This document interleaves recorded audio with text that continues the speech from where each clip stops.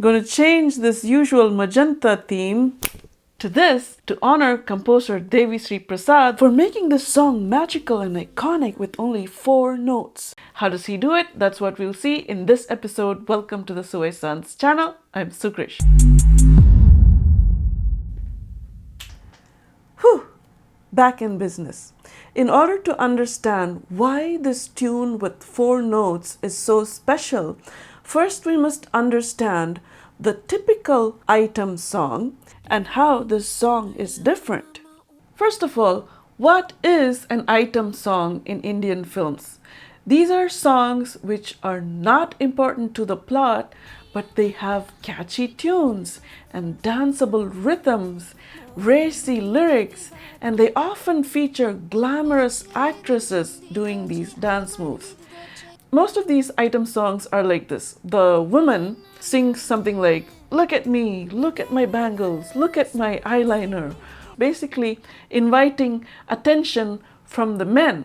Or the men sing similar things about how attractive she is. So it's about the objectification of women. This song reverses that script. The suwai or core essence of this song is a little something that I like to call counter objectification. So what is objectification?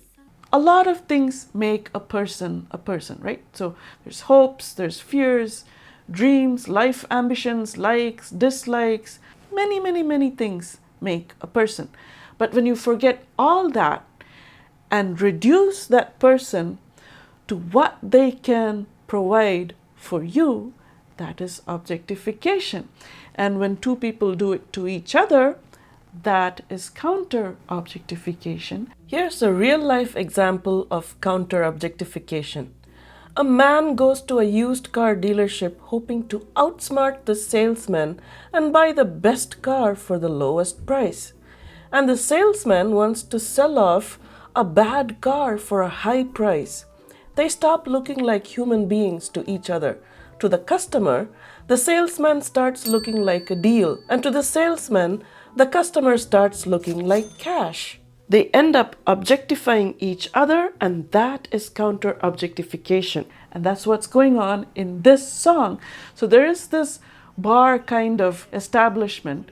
The men go there to enjoy the, dance movements and looks of the women. Do they care about whether the women are dancing to support, to raise their children?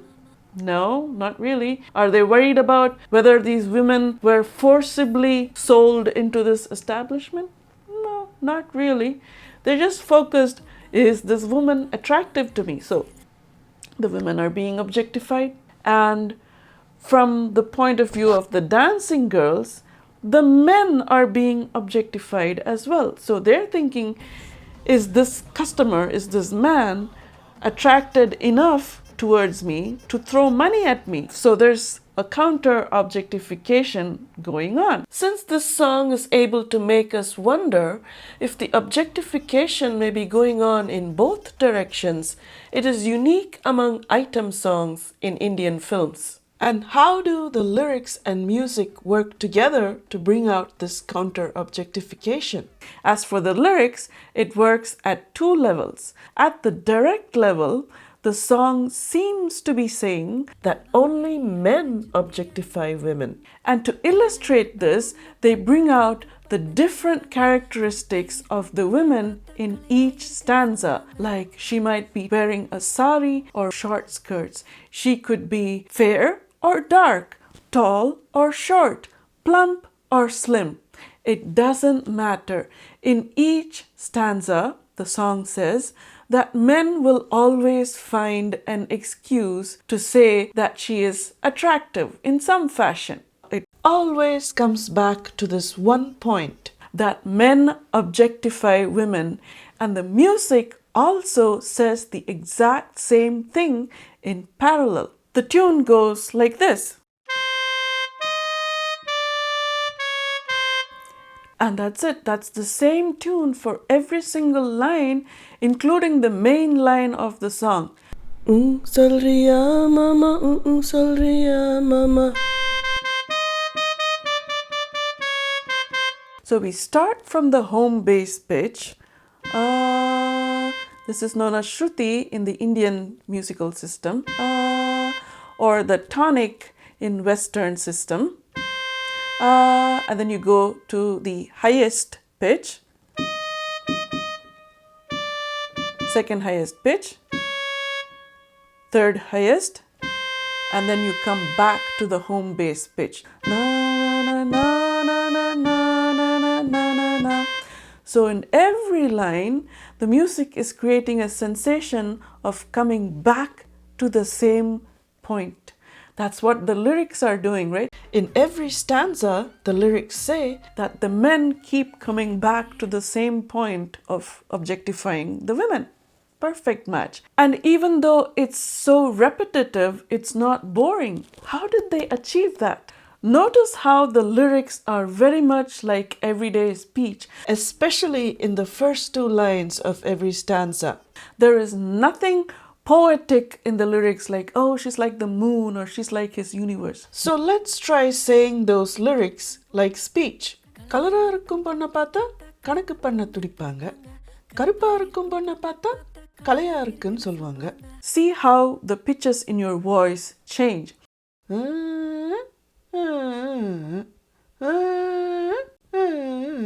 That's what's happening in the music as well. It's much closer to the way we change pitch while speaking in Tamil, and I think it would be similar for the other Indian language translations of this song too. So this is really a brilliant thing that has happened in this song. The song is not like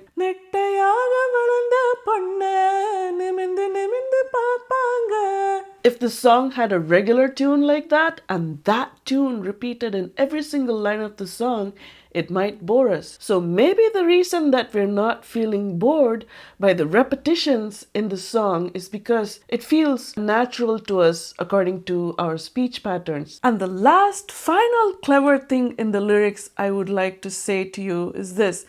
At an indirect level, the lyrics are telling us that these women are also objectifying the men. Now, see, we know that men are capable of many things. They have hopes, their dreams, their ambitions. There are 700 million men approximately in India, and maybe 7,000 of those men go to this bar dance place. And they're basing their decisions about all men based on this 0.0001%, because these women want to earn their money based on these men. So it's almost like overconfident, wishful thinking. No matter what I look like, these men are going to throw money at me. So this counter objectification thing has been beautifully brought out in this song. And the last clever thing about the music that I'm going to tell you is this. We know he's used 4 notes in this. That itself is extremely rare. The vast majority of songs use 7 or more notes. Anything below 5 notes, like this 4-note song or 3-note songs, they're extremely rare. And that's why even Maestro Ilayaraja's 3-note song creation is talked about a lot. Music can become iconic by using an unusual pattern and then repeatedly exposing the audience to that unusual pattern. That's how it can become etched in people's minds and even inspire other creators. Here, he's not only used 4 notes, those 4 notes are consecutive notes. That means they're right next to each other. In terms of Indian music, you almost never see any raga that uses both these notes, Re 1 and Re 2. Extremely unusual. And in terms of Western popular music too, it's not very common to have long stretches of consecutive notes. You know, somehow playing consecutive notes gives me that dizzy feeling. And this song is both using consecutive notes and they're going in a loop.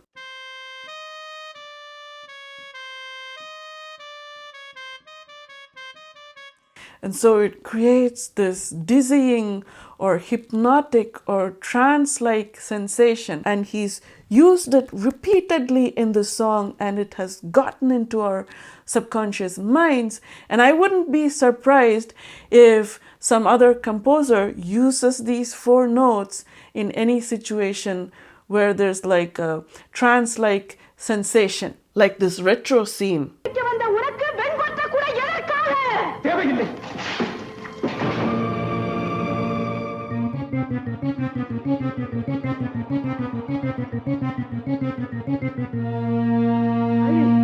And he's done something crazy in this part of the song.